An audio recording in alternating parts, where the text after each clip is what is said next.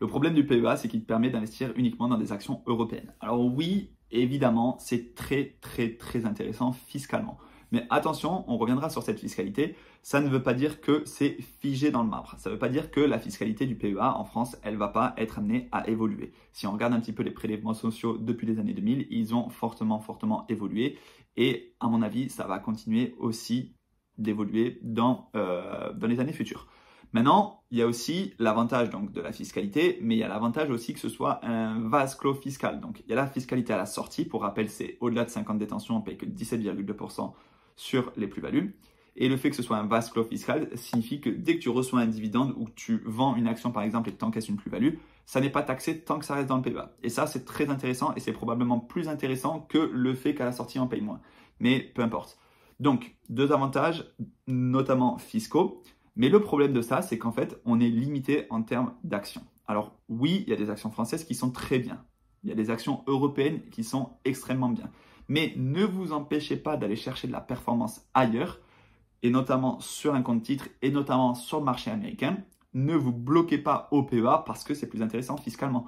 À partir du moment où on réfléchit à un investissement comme une manière de faire baisser ses impôts, ça, c'est généralement pas du tout rentable. Par exemple, en immobilier, on pense souvent au dispositif Pinel pour faire baisser ses impôts. La plupart des gens qui ont investi dans le Pinel, attention, je ne dis pas 100%, mais la plupart des gens ont finalement effectué un investissement qui n'est pas extrêmement rentable.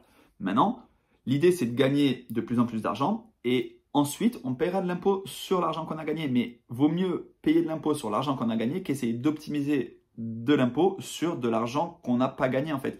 Finalement, si on investit sur des actions qui ne sont pas très qualitatives, mais que ça reste dans un PEA, à la fin, le calcul, il faut qu'il soit fait. Mais si la performance est plus élevée sur des actions américaines, allez sur le compte titre. Et surtout, pour l'instant, on est à la flat tax, mais là, c'est pareil, ça peut évoluer. Ça peut évoluer et ça peut être positif, j'y crois pas trop. Ça peut être aussi négatif pour les investisseurs. Donc, dans tous les cas, concentrez-vous sur des actifs qui ont de la valeur, sur des entreprises de qualité, sur des ETF diversifiés. Si c'est éligible au PEA, tant mieux et allons-y. Si ça n'est pas éligible au PEA, ne vous empêchez pas d'investir là-dedans. Voilà, c'est vraiment ça que je voulais que vous compreniez. Ne pensez pas uniquement à la fiscalité de vos investissements, mais pensez aussi et surtout à la performance. Et des actions comme Nvidia, des actions comme Apple, des actions comme Microsoft, là je vous ai cité les 3 plus grosses boîtes de la planète, j'ai pas pris trop de risques, mais c'est des actions qui performent extrêmement bien. Nvidia, bon, alors c'est un cas particulier parce que là, en l'espace de quelques mois, quelques années, ça a complètement explosé.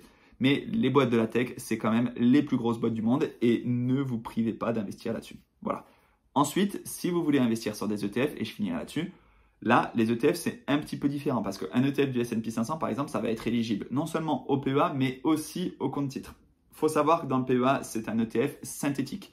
Mais si vous investissez des sommes qui sont raisonnables, ça peut être très bien d'investir sur un ETF synthétique. Attention, je ne vous dis pas de mettre tout votre argent sur un ETF synthétique.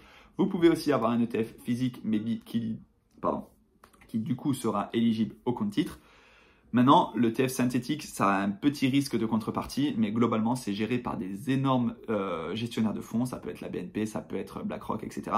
Et la performance, en fait, elle est échangée entre deux marchés, tout simplement. Donc, voilà. Raison pour laquelle ne vous privez pas uniquement, enfin ne vous concentrez pas uniquement sur le PEA, mais allez aussi sur le compte titre. Et pour les ETF, vous pouvez répartir sur les deux enveloppes. Si vous avez des questions, n'hésitez pas à me les poser dans les commentaires. Faites-moi des suggestions aussi de sujets que vous aimeriez qu'on aborde. Et rejoignez-moi sur les différents réseaux sociaux, Insta, TikTok, YouTube, partout.